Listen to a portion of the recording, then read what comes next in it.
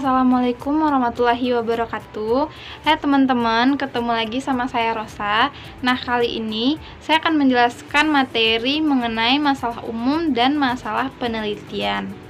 Dalam kehidupan sehari-hari, kita sering mendengar kata masalah, dan selain itu kita juga menemukan atau mengalami masalah, baik masalah yang bersifat ringan maupun masalah yang bersifat berat.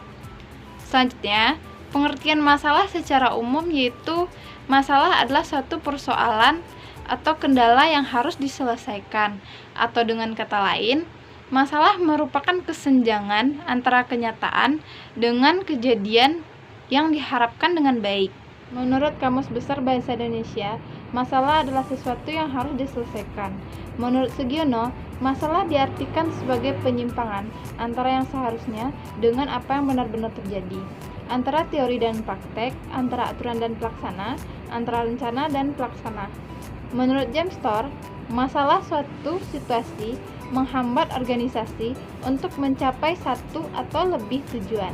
Selanjutnya, mencari masalah penelitian yang benar. Banyaknya masalah penelitian membuat peneliti harus menentukan masalah yang layak untuk ditelitinya. Untuk menentukan masalah penelitian, terlebih dahulu peneliti harus menentukan topik dari penelitian. Setelah menentukan topik penelitian, barulah peneliti dapat menentukan masalah penelitian. Beberapa pertimbangan mencari masalah penelitian yang benar yaitu yang pertama, masalah masih baru, belum pernah diungkap atau diteliti oleh orang lain, dan masalah masih hangat di masyarakat.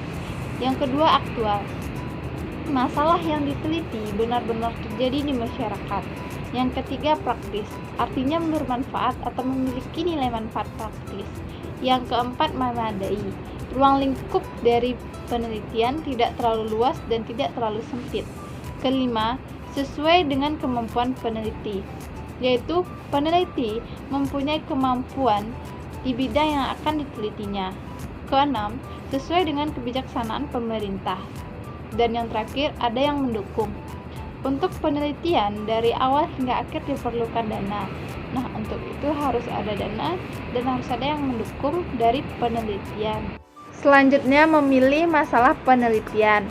Langkah-langkah yang ditempuh yaitu pertama, mengidentifikasi lingkup masalah, kedua, bekerja pada suatu tim proyek penelitian, yang ketiga, membaca literatur, yang keempat, meneliti teori-teori yang sudah ada, dan yang kelima, melakukan replikasi penelitian. Selanjutnya, jenis-jenis dan cara merumuskan masalah. Jenis-jenis masalah penelitian berdasarkan tingkat eksplanasinya dibagi tiga. Pertama, permasalahan deskriptif. Contohnya, bagaimana sikap masyarakat Rancangkaleng Kabupaten Sumedang terhadap KB Mandiri. Kedua, permasalahan komparatif. Contohnya, mana yang lebih tinggi prestasi siswa anak guru dengan anak wira swasta.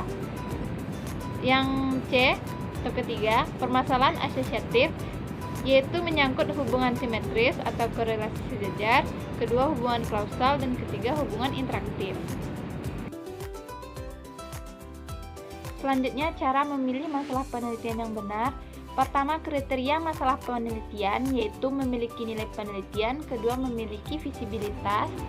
Kedua, faktor yang perlu diperhatikan. Pertama, adanya data dan metode.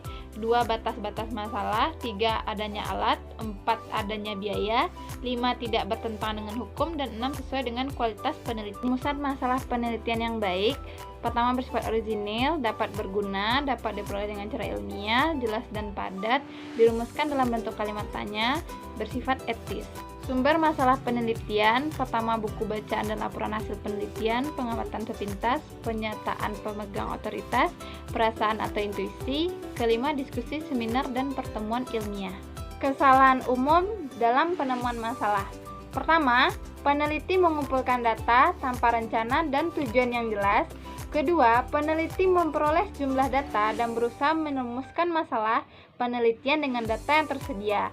Ketiga, merumuskan masalah penelitian dalam bentuk yang sangat umum dan ambiguitas sehingga menyulitkan interpretasi dan kesimpulan hasil. Keempat, menemukan masalah tanpa menelaah hasil-hasil penelitian sebelumnya yang sejenis. Kelima, memilih masalah yang hasilnya kurang memberikan kontribusi terhadap pengembangan teori atau pembacaan masalah praktis.